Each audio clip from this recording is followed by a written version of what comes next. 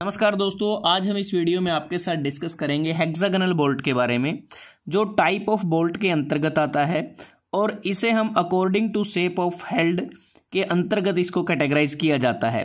Hexagonal bolt एक mechanically external threaded fastener होता है और ये मोस्टली बहुत ज़्यादा इस्तेमाल होने वाला बोल्ट है, जो स्टील या फिर स्टेनलेस स्टील का बना होता है, जिस पर कोटिंग भी की जाती है ब्रास की, ब्रोंज की, जिंक की, ताकि इसको रस्टिंग से बचाया जा सके।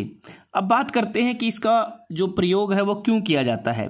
हेक्सागोनल बोल्ट का प्रयोग मशीन्स में या फिर इंजीनियरिंग वर्क्स में दो या दो से ज़्यादा पार्ट्स को आपस में ज्वाइन करने के लिए इसका इस्तेमाल किया जाता है। जैसा आपको इस डायग्राम में दिखाई दे रहा है कि एक पार्ट ये है, दूसरा पार्ट ये है, जिसे एक हेक्सागोनल बोल्ट की मदद से ज्वाइन किया गया है। और जो हमें हेक्सागोनल बोल्ट नट और वॉशर से हम जो भी ज्वाइनिंग करते हैं, फास्टनिंग करते हैं, वो टेम्परेरी फास्टनिंग होती है, वो वेल्डिंग की तरह परमानेंट फास्टनिंग नहीं होती। और इसके द्वारा हम वुड को वुड के साथ, वुड को मेटल के साथ, या मेटल को मेटल के साथ, मतलब कि अगर एक मेटल का पार्ट है उसे दूसरे मेटल के पार्ट के साथ ज्वाइन कर सकते हैं, वुड के पार्ट को मेटल के पार्ट के साथ ज्वाइन कर सकते हैं, या फिर वुड के पार्ट को वुड के पार्ट के साथ भी ज्वाइन कर सकते हैं।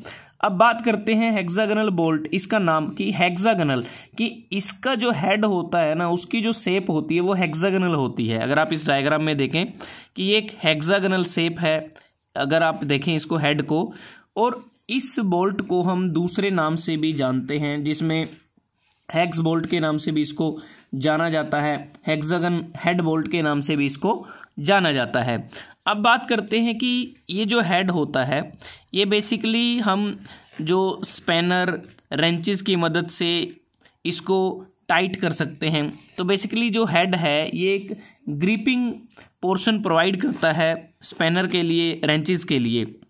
अगर इसके पार्ट की बात करते हैं, अगर आप इस डायग्राम में देखते हैं कि ये इसका हेड होता है, जो हेड की शेप है वो हेक्सागोनल है, और बाकी जो सिलेंड्रिकल बॉडी होती है, अगर आप ये देखें या फिर ये देखें, इसे हम बॉडी भी कहते हैं, इसे शैंक के नाम से भी जाना जाता है, और इसको स्टेम भी बोला जाता है।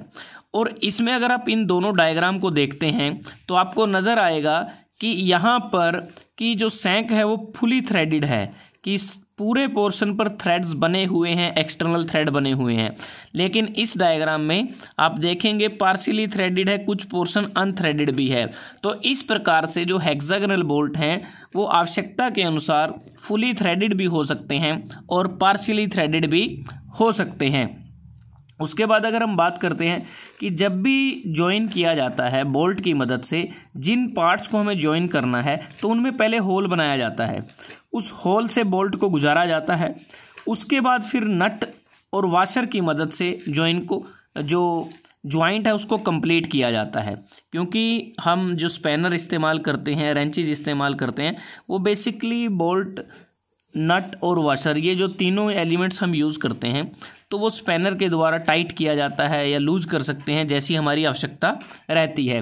और जो हेक्सागोनल हेड हम देख रहे हैं हेक्सागोनल बोल्ट में, तो जो नट भी हम इस्तेमाल करते हैं वो भी हेक्सागोनल नट होता है।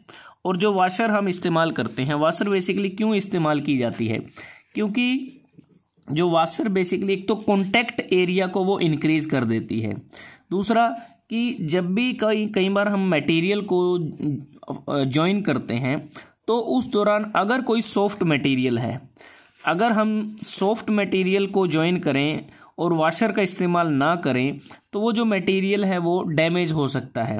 तो उस मटेरियल को डैमेज या डिफॉर्म होने से बचाने के लिए नट से पहले वॉशर को लगाया जाता है। तो अगर इसके बाद बात आती है कि जो हेक्सागोनल जो बोल्ट है उसमें जो प्रोपोर्शन है कि डायामीटर, लेंथ, रेडियस वो क्या होते हैं, तो आप इस डायग्राम को अगर आप देखते हैं तो यहाँ पर दो व्यूज़ आपको दिखाए गए हैं। तो इसमें अगर आप देखें, ये वाला जो व्यू है आप इसको टॉप व्यू बोल सकते हैं, इसको फ्रंट व्यू बोल सकते हैं। तो यहाँ पर जो W है, W अगर आप देखें ये विड्थ ऑफ बोल्ट हेड है। तो सबसे पहले हम कैपिटल D की बात करें, ये इसका नॉमिनल डायामीटर होता है। उसके बाद जो हेड की थिकनेस है यहाँ से यहाँ तक, जो हेड की थिकनेस है वो नॉर्मली 0.8 टाइम्स होती है डायामीटर के। अगर रेडियस ऑफ चैम्फर आर्क की बात करते हैं इसकी यहाँ पर, ये 1.5 टाइम्स होती है डायामीटर के। अगर विड्थ की बात करते हैं हम, जो हेड की विड्थ है वो तकरीबन 0.5 टाइम्स डायामीटर प्लस 3 mm होती है। अगर लेंथ की बात करें, जो लेंथ होती है वो हेड की थिकनेस के बगैर ही होती है। जो बेसिकली जो सैंक होता है या बॉडी होती है, स्टेम होता है, उसकी जो लेंथ है उसकी बात कर रहे हैं, तो वो तकरीबन 3 टाइम्स ऑफ डायामीटर से 20 टाइम्स ऑफ डायामीटर वो हो सकती है। उसके बाद जो L1 इंडिकेट किया गया है, ये वो लेंथ है जिस पोर्शन में थ्रेड्स बने होते हैं। अब ये भी डिपेंड करता है, ये किस पे डिपेंड करता है, जो डायामीटर होता है हमारा, डायामीटर पे डिपेंड करता है L1। तो यहाँ अगर आप देखें, अगर हमारा जो डायामीटर है वो 80 मिलीमीटर तक है, तो उस केस में जो थ्रेडेड पोर्शन की जो लेंथ है वो 2 times of diameter plus 5 mm होगी। अगर डायामीटर 81 से 200 मिलीमीटर के बीच में है, तो उस केस में जो L1 है वो 2 times of diameter plus 10 mm होगी। अगर इस पोर्शन की लेंथ, अगर जो डायामीटर है वो 200 मिलीमीटर से ज़्यादा है, तो उस केस में इस पोर्शन की जो लेंथ है वो 2 times of diameter plus 20 mm होगी। तो ये कुछ प्रोपोर्शंस हैं जो स्टैंडर्ड के तौर पर माने जाते हैं बोल्ट के केस में। उसके बाद अगर हम बात करते हैं बोल्ट का स्पेसिफिकेशन या डेजिग्नेशन है वो किस प्रकार से होता है। जब भी हम बोल्ट स्पेसिफिकेशन की बात करते हैं तो उस केस में हम 3 चीज़ों का ध्यान रखते हैं। सबसे पहले अगर हम बात करें, हम देखते वो इंडिकेट करता है टाइप ऑफ थ्रेड कौन सा है, बोल्ट का डायामीटर क्या है और लेंथ कितनी है। तो यहाँ पर आपको कुछ एग्जांपल के तौर पे दिखाया गया है। तो सबसे पहले अगर हम देखें हेक्स बोल्ट M10x40, इसका मतलब क्या है। हेक्स बोल्ट का मतलब क्या है कि ये एक हेक्सागोनल बोल्ट है। M का मतलब है कि ये एक मीट्रिक थ्रेड है, और जो पहले जो आपके पास न्यूमेरिकल वैल्यू है ये इंडिकेट करती है डायामीटर को। तो इस बोल्ट का डायामीटर 10 मिलीमीटर है, और दूसरी जो न्यूमेरिक वैल्यू है ये इंडिकेट करती है लेंथ को। तो 40 मिलीमीटर इसकी लेंथ है। उसके बाद hexagonal bolt, metric thread, diameter 10 millimetre, length 40 millimetre, और एन क्या इंडिकेट करता है, एन इंडिकेट करता है नट को। मतलब कि ये जो हेक्सागोनल बोल्ट है, मीट्रिक थ्रेड है, 10 mm डायामीटर है, 40 mm लेंथ है और नट के साथ है ये।